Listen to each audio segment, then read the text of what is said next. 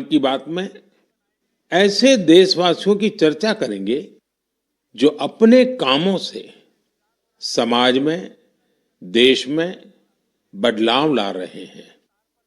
हम चर्चा करेंगे हमारी समृद्ध संस्कृति की, गौरवशाली इतिहास की और विकसित भारत के प्रयास की।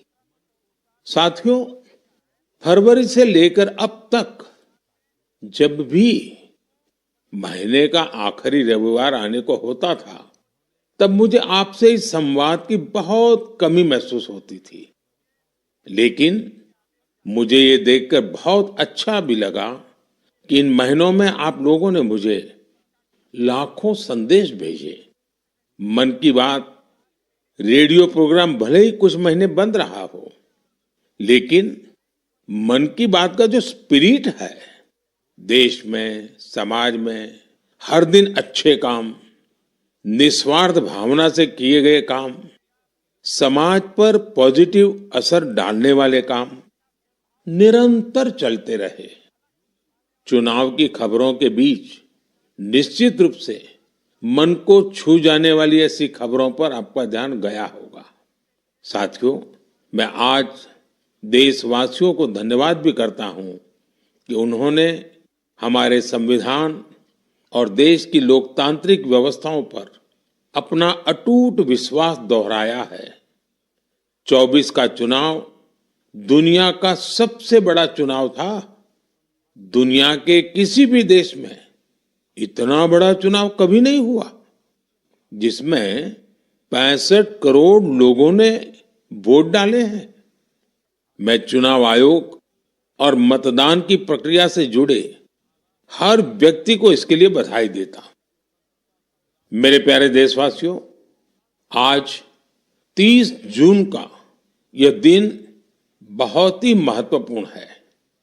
इस दिन को हमारे आदिवासी भाई बहन हूल दिवस के रूप में मनाते हैं।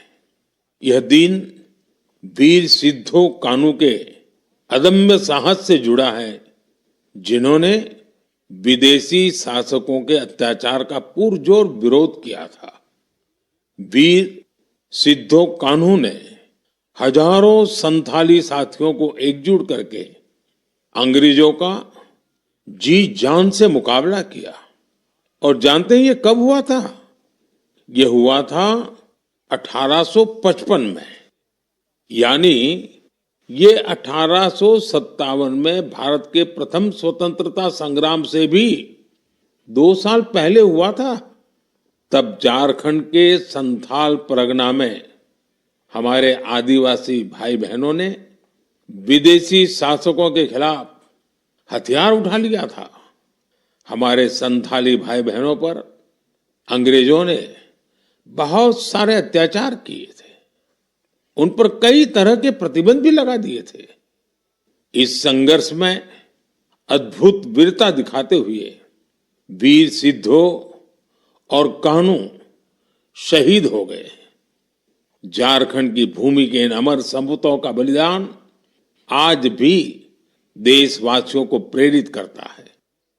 आइए सुनते हैं संथाली भाषा में इन्हें समर्पित एक गीत का अंश।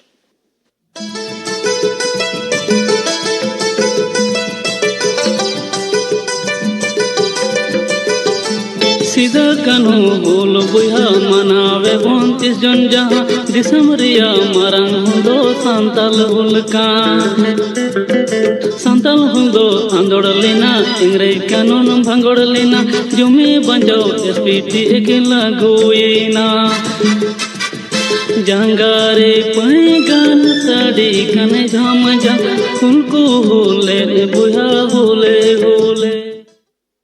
मेरे प्यारे साथियों, अगर मैं आपसे पूछूं कि दुनिया का सबसे अनमोल रिश्ता कौन सा होता है, तो आप जरूर कहेंगे मां। हम सबके जीवन में मां का दर्जा सबसे ऊंचा होता है। मां हर दुख सहकर भी अपने बच्चे का पालन पोषण करती है।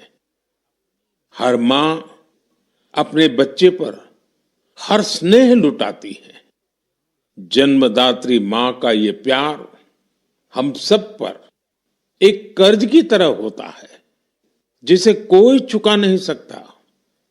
मैं सोच रहा था, हम मां को कुछ दे तो सकते नहीं, लेकिन और कुछ कर सकते हैं क्या? इसी सोच में से इस वर्ष विश्व पर्यावरण दिवस पर एक विशेष अभियान शुरू किया गया है।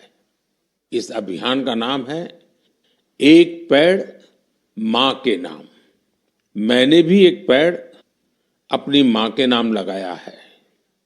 मैंने सभी देशवासियों से, दुनिया के सभी देशों के लोगों से ये अपील की है कि अपनी मां के साथ मिलकर या उनके नाम पर एक पेड़ जरूर लगाएं।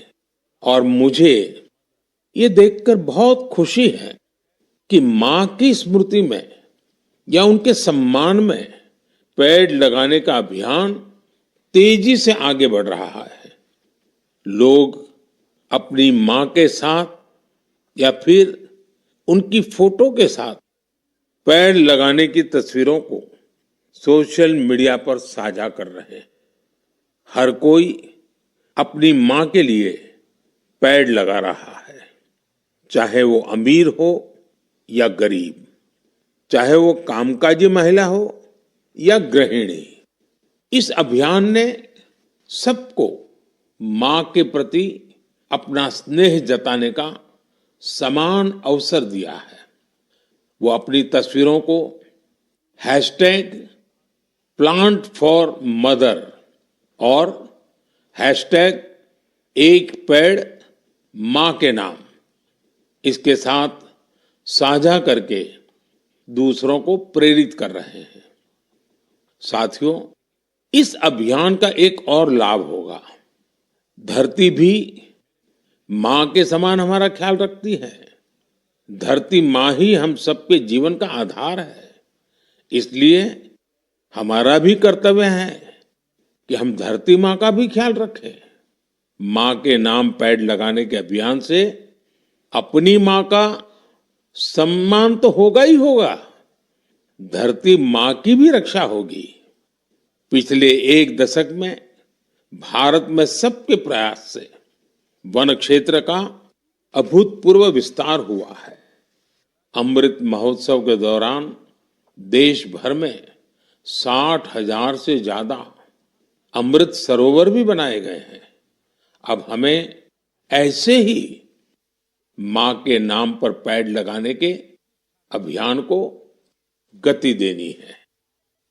मेरे प्यारे देशवासियों, देश के अलग अलग हिस्सों में मानसून तेजी से अपना रंग बिखेर रहा है और बारिश के इस मौसम में सबके घर में जिस चीज की खोज शुरू हो गई है वो है छाता। मन की बात में आज मैं आपको एक खास तरह के छातों के बारे में बताना चाहता हूं। ये छाते तैयार होते हैं हमारे केरला में। वैसे तो केरला की संस्कृति में छातों का विशेष महत्व है। छाते वहां कई परंपराओं और विधि विधान का अहम हिस्सा होते हैं। लेकिन मैं जिस छाते की बात कर रहा हूं वो है कार्थुम्बी छाते, और इन्हें तैयार किया जाता है केरला के अट्टापडी में। ये रंग बिरंगे छाते बहुत शानदार होते हैं और खासियत ये कि इन छातों को केरला की हमारी आदिवासी बहनें तैयार करती हैं। आज देश भर में इन छातों की मांग बढ़ रही है। इनकी ऑनलाइन बिक्री भी हो रही है। इन छातों को वट्टालक्की सहकारी कृषि सोसाइटी की देखरेख में बनाया जाता है। इस सोसाइटी का नेतृत्व हमारी नारी शक्ति के पास है। महिलाओं के नेतृत्व में अट्टापडी के आदिवासी समुदाय ने एंटरप्रेन्योरशिप की अद्भुत मिसाल पेश की है। इस सोसाइटी ने एक बैम्बू हैंडीक्राफ्ट यूनिट की भी स्थापना की है। अब ये लोग एक रिटेल आउटलेट और एक पारंपरिक कैफे खोलने की भी तैयारी में है। इनका मकसद सिर्फ अपने छाते और अन्य उत्पाद बेचना ही नहीं है, बल्कि ये अपनी परंपरा, अपनी संस्कृति से भी दुनिया को परिचित करा रहे हैं।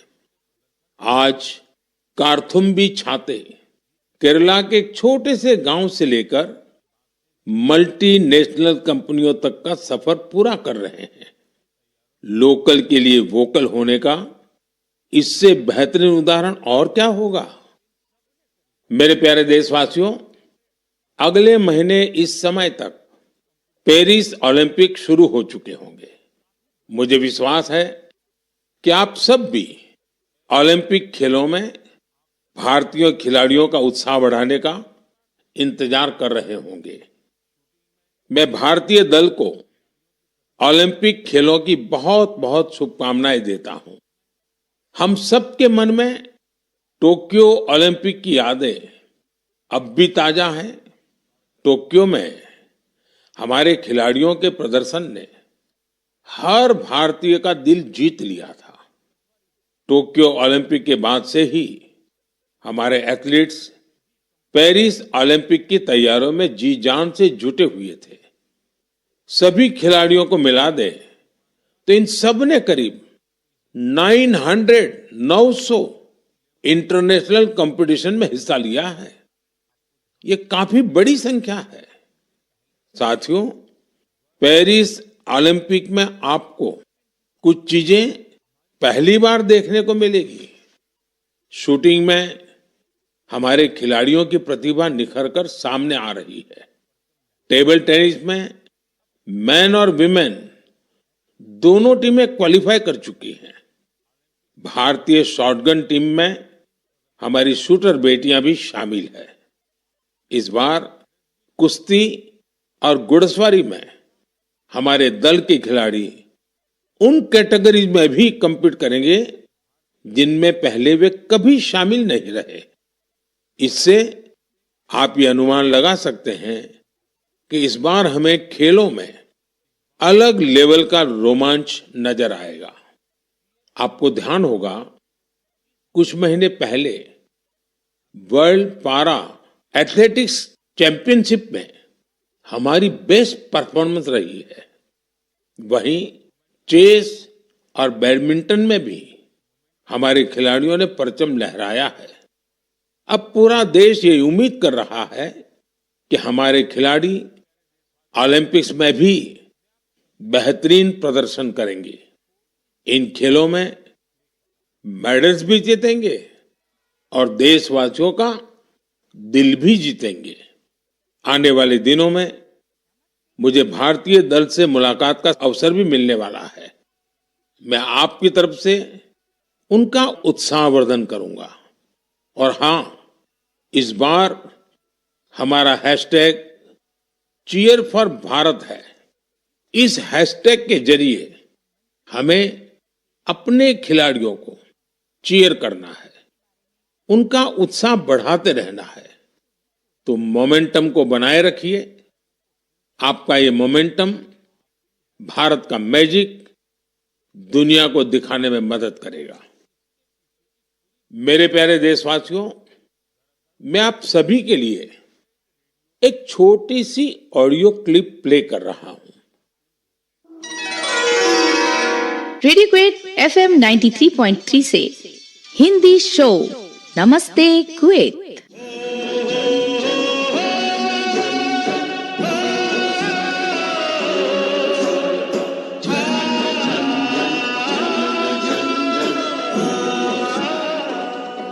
एक ऐसा कार्यक्रम जिसमें हम बात करेंगे कुवैत भारत संबंध के बारे में, कुवैत भारत संस्कृति के बारे में और उस रिश्ते के बारे में जो दोनों देशों को अलग अलग क्षेत्रों में जोड़ता है। इस रेडियो कार्यक्रम को सुनकर आप भी हैरत में पड़ गए ना? तो आइए आपको इसके पीछे की पूरी बात बताते हैं। दरअसल ये कुवैत रेडियो के एक प्रसारण की क्लिप है। अब आप सोचेंगे कि बात हो रही है कुवैत की, तो वहां हिंदी कहां से आ गई? दरअसल कुवैत सरकार ने अपने नेशनल रेडियो पर एक विशेष कार्यक्रम शुरू किया है, और वो भी हिंदी में। कुवैत रेडियो पर हर रविवार को इसका प्रसारण आधे घंटे के लिए किया जाता है। इसमें भारतीय संस्कृति के अलग अलग रंग शामिल होते हैं।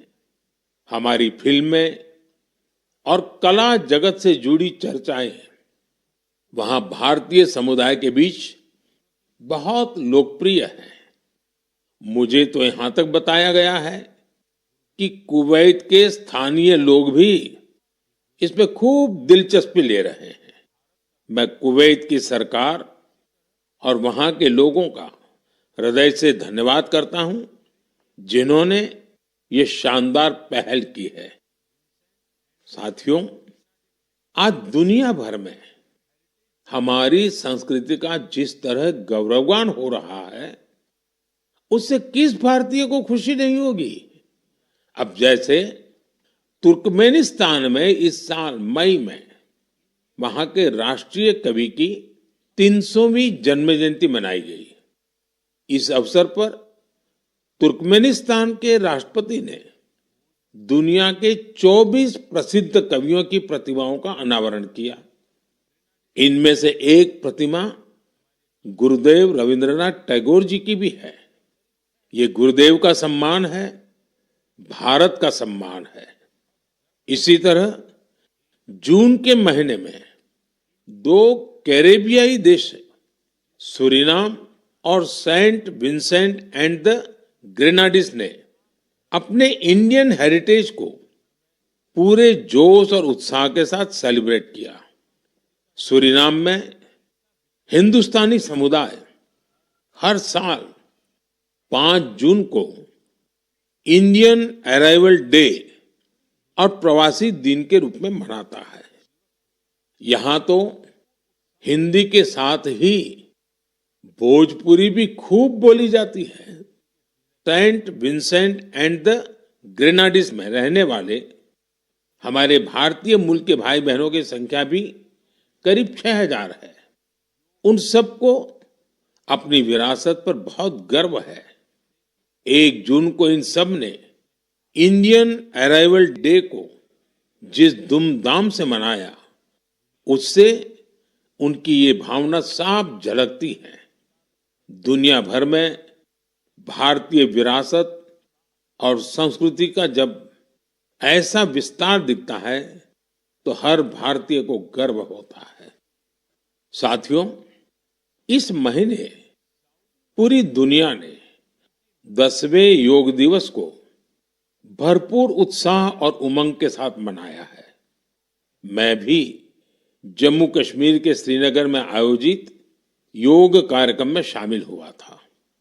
कश्मीर में युवाओं के साथ साथ बहनों बेटियों ने भी योग दिवस में बढ़ चढ़ करके हिस्सा लिया। जैसे जैसे योग दिवस का आयोजन आगे बढ़ रहा है, नए नए रिकॉर्ड्स बन रहे हैं। दुनिया भर में योग दिवस ने कई शानदार उपलब्धियां हासिल की हैं। सऊदी अरब में पहली बार एक महिला अल हनौफ साद जी ने कॉमन योगा प्रोटोकॉल को लीड किया। ये पहली बार है जब किसी सऊदी महिला ने किसी मेन योगा सेशन को इंस्ट्रक्ट किया हो।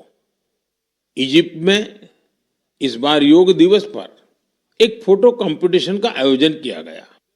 नील नदी के किनारे, रेड सी के बीचेज पर और पिरामिडों के सामने योग करते लाखों लोगों की तस्वीरें बहुत लोकप्रिय हुई।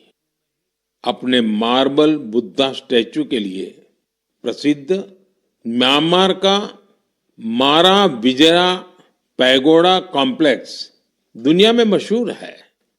यहां भी 21 जून को शानदार योगा सेशन का आयोजन हुआ। बहरीन में दिव्यांग बच्चों के लिए एक स्पेशल कैंप का आयोजन किया गया। श्रीलंका में यूनेस्को हेरिटेज साइट के लिए मशहूर गोल्फ फोर्ट में एक यादगार योगा सेशन हुआ। अमेरिका के न्यूयॉर्क में ऑब्जर्वेशन डेक पर भी लोगों ने योग किया। मार्शल आइलैंड पर भी पहली बार बड़े स्तर पर हुए योग के कार्यक्रम में यहाँ के राष्ट्रपति जी ने भी हिस्सा लिया। भूटान के थिम्पू में भी एक बड़ा योग दिवस का कार्यक्रम हुआ, जिसमें मेरे मित्र प्रधानमंत्री टोबगे भी शामिल हुए।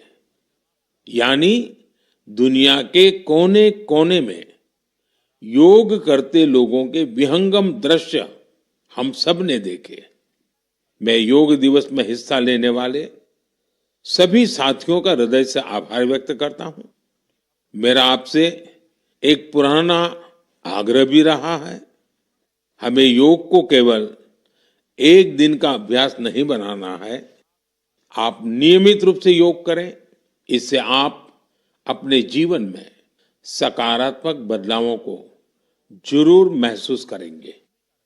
साथियों, भारत के कितने ही प्रोडक्ट्स हैं जिनकी दुनिया भर में बहुत डिमांड है, और जब हम भारत के किसी लोकल प्रोडक्ट को ग्लोबल होते देखते हैं तो गर्व से भर जाना स्वाभाविक है। ऐसा ही एक प्रोडक्ट है अराकू कॉफी।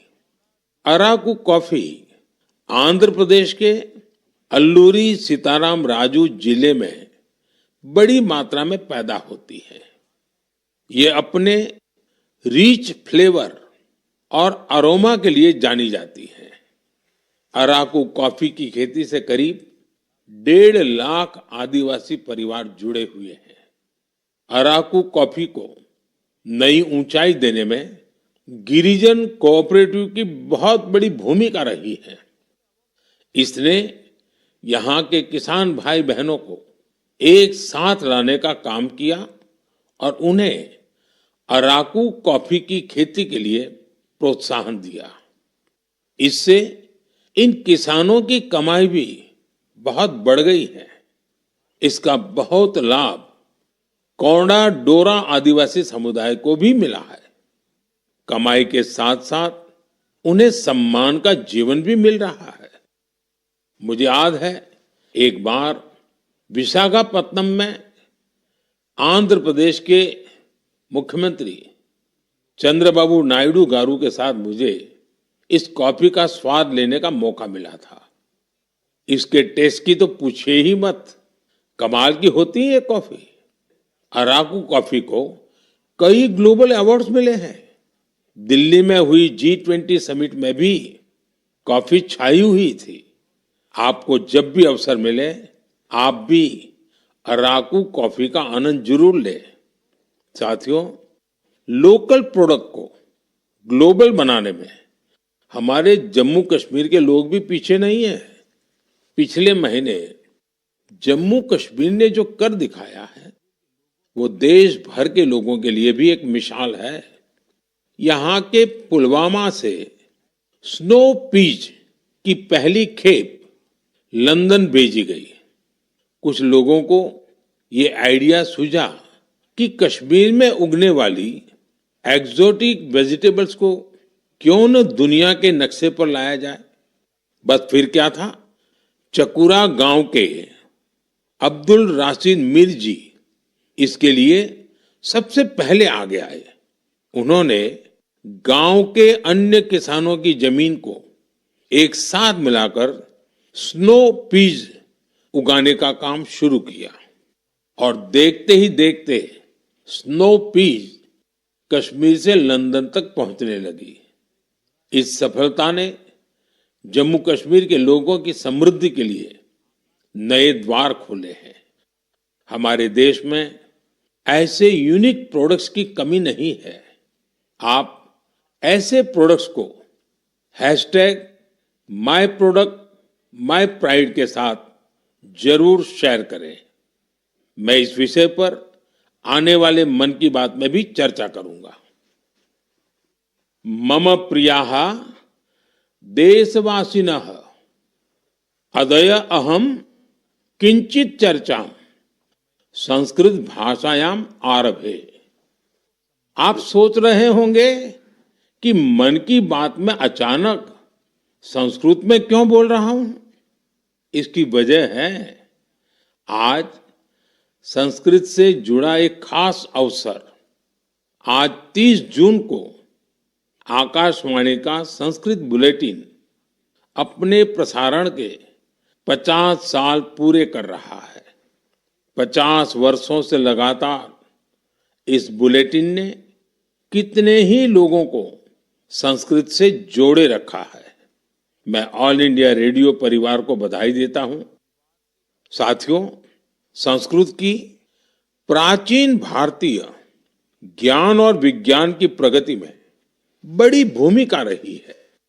आज के समय की मांग है कि हम संस्कृत को सम्मान भी दें और उसे अपने दैनिक जीवन से भी जोड़ें। आजकल ऐसा ही एक प्रयास बेंगलुरु में कई और लोग कर रहे हैं। बेंगलुरु में एक पार्क है, कब्बन पार्क। इस पार्क में यहाँ के लोगों ने एक नई परंपरा शुरू की है। यहाँ हफ्ते में एक दिन हर रविवार बच्चे, युवा और बुजुर्ग आपस में संस्कृत में बात करते हैं। इतना ही नहीं, यहाँ वाद विवाद के कई सेशन भी संस्कृत में ही आयोजित किए जाते हैं। इनकी इस पहल का नाम है संस्कृत वीकेंड। इसकी शुरुआत एक वेबसाइट के जरिए समष्टि गुब्बी जी ने की है। कुछ दिनों पहले ही शुरू हुआ ये प्रयास बेंगलुरु वासियों के बीच देखते ही देखते काफी लोकप्रिय हो गया है। अगर हम सब इस तरह के प्रयास से जुड़े तो हमें विश्व की इतनी प्राचीन और वैज्ञानिक भाषा से बहुत कुछ सीखने को मिलेगा। मेरे प्यारे देशवासियों, मन की बात के इस एपिसोड में आपसे जुड़ना बहुत अच्छा रहा। अब ये सिलसिला फिर पहले की तरह चलता रहेगा। अब से एक सप्ताह बाद पवित्र रथ यात्रा की शुरुआत होने जा रही है। मेरी कामना है कि महाप्रभु जगन्नाथ की कृपा सभी देशवासियों पर सदैव बनी रहे। अमरनाथ यात्रा भी शुरू हो चुकी है और अगले कुछ दिनों में पंढरपुर वारी भी शुरू होने वाली है। मैं इन यात्राओं में शामिल होने वाले सभी श्रद्धालुओं को शुभकामनाएं देता हूं। आगे कच्छी नववर्ष, आषाढ़ी बीज का त्योहार भी है। इन सभी पर्व त्योहारों के लिए भी आप सभी को ढेर सारी शुभकामनाएं। मुझे विश्वास है कि पॉजिटिविटी से जुड़े जन भागीदारी के ऐसे प्रयासों को आप मेरे साथ अवश्य शेयर करते रहें। मैं अगले महीने आपके साथ फिर से जुड़ने की प्रतीक्षा कर रहा हूं। तब तक आप अपना भी, अपने परिवार का ध्यान रखिए। बहुत बहुत धन्यवाद।